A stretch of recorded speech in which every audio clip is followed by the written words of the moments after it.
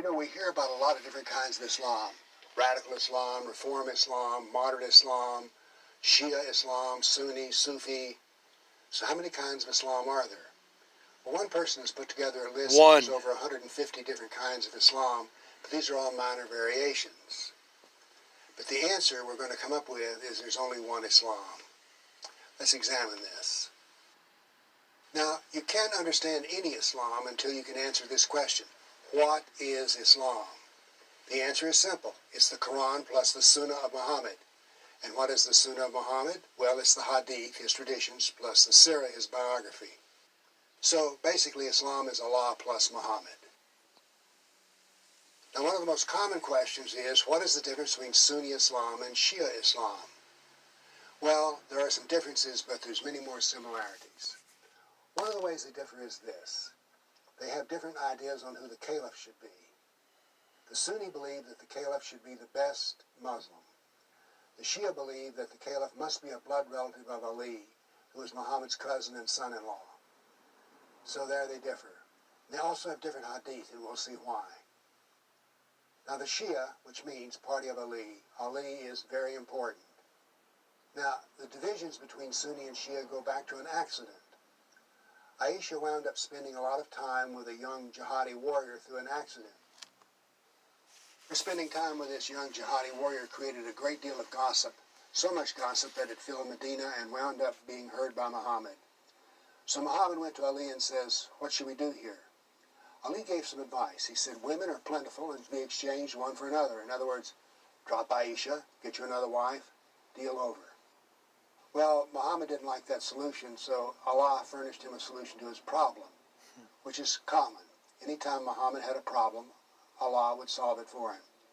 And the verses came down and it said there were no witnesses, and you need 4 witnesses to prove sexual infidelity, and so there's no guilt, and that the liars who had repeated these rumors should be given 80 lashes. Then this drove a wedge between Ali and Aisha, this comment, women are plentiful.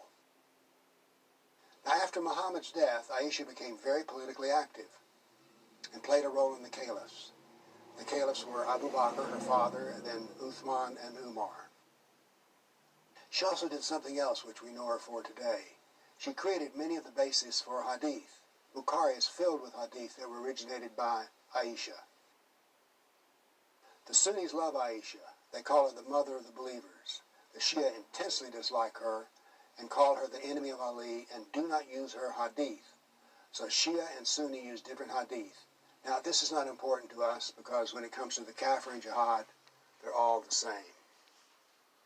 But both the Shia and the Sunni Islam are the same kind of Islam in that they depend on the Quran plus the hadith. Now, what about that radical Islam, the one we hear about when there's a bombing or somebody runs over people with a truck? Well, before we can examine radical Islam, we need to answer the question, what is Islam? Well, it's Quran plus Sunnah. Or political Is there a radical Islam. Quran? No. Is there a radical Sunnah? No. So it's just Islam. But what about moderate Islam, the one that sounds so good? Well, what is Islam? Quran and Sunnah. Is the Quran moderate? No, it's just the Quran. Is the Sunnah moderate? No. The reason they call it moderate is they just ignore the Jihad Hadith, but it's still there for others to use. Now, you may have heard of Wahhabi Islam. It was created, well, actually it was reformed John by Brennan, Al-Wahhab, and they called themselves ex-CIA Salafi, director, which means the first was a generation. Wahhabi Muslim. Wahhabi Islam is simply a strict adherence to, guess what, the Quran and the Sunnah. Now, what about those wonderful Sufis? I know a little bit about the Sufis because when I was 30 years old, 50 years ago, I studied Sufism. I was told it was Western mysticism. But the more I studied it, and I went to lectures like Pir Vilayat Khan and Sufi dances, the more I studied it, the more I realized there were some dark shadows. Didn't know I have a name for them, but now I do have a name for those dark shadows because it turns out the Sufis have the same goal as the jihadists, Sharia. Here's an example of a Sufi that's not so moderate. Daniel Pearl was a reporter for the Wall Street Journal, and he went to interview Khalid Sheikh Mohammed, a Sufi in Pakistan. Well, he wound up getting his head cut off in a video and his body put into 10 pieces and it was scattered around. So much for the peace of the Sufis. There's only one Islam. All forms of Islam are simply Quran plus Sunnah. Muhammad plus Quran. Moderation simply means ignoring the bad stuff, the jihad. So that's what moderation means. Extreme or radical means using all of the Sunnah of the Quran, which includes the jihad verses.